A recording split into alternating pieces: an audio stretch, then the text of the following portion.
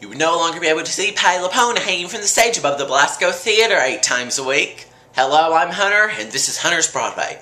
We've been on the verge of a nervous breakdown starring Laura Benanti, Patti LuPone, Sherry Renee Scott, Justin Guarini, Brian Such Mitchell, and a host of others closed prematurely after being a terrible show and not getting anyone to see it based on its all-star cast.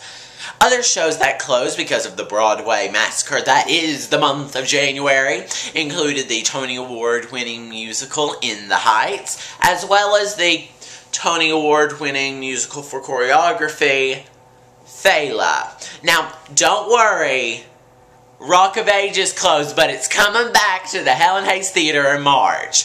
Fear not. An interesting piece of news that we learned recently is that Memphis, the Tony Award-winning musical, is going to be filmed in late January and shown in theaters nationwide in spring, possibly to be released on DVD.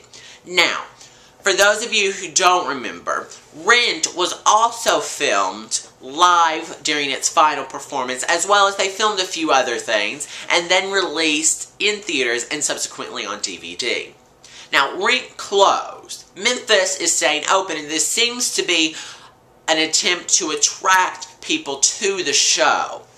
Now, I, for one, would not pay $120 to see the show on Broadway at the Shubert Theater, but I would pay, you know, $10, $15, maybe even $20 to see Memphis in a movie theater near me.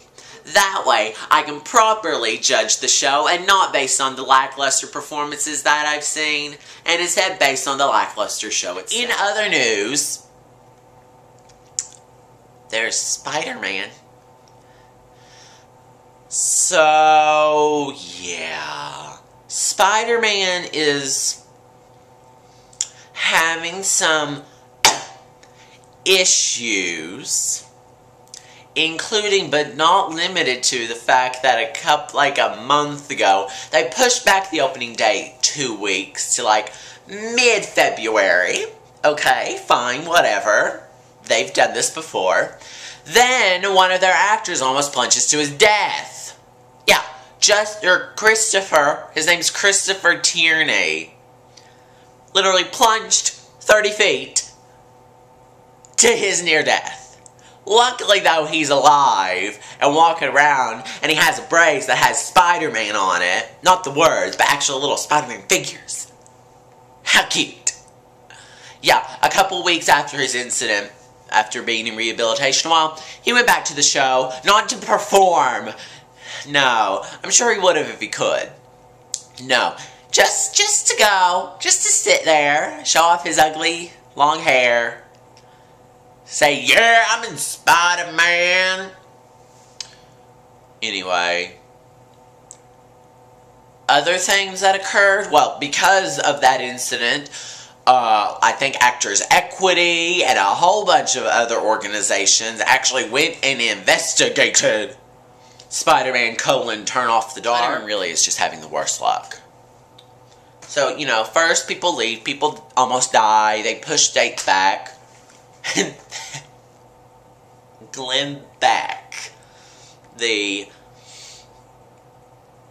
political pundit, right-wing, ultra-conservative, whatever radio host, talks about it on his show.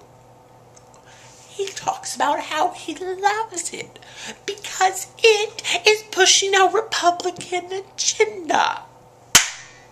Spider-Man, you get the worst luck. I LOL'd a lot. Spider-Man does whatever a spider can, which includes not being able to walk up the bathtub walls that are its preview period. Spider-Man. Oh yeah, finger gun.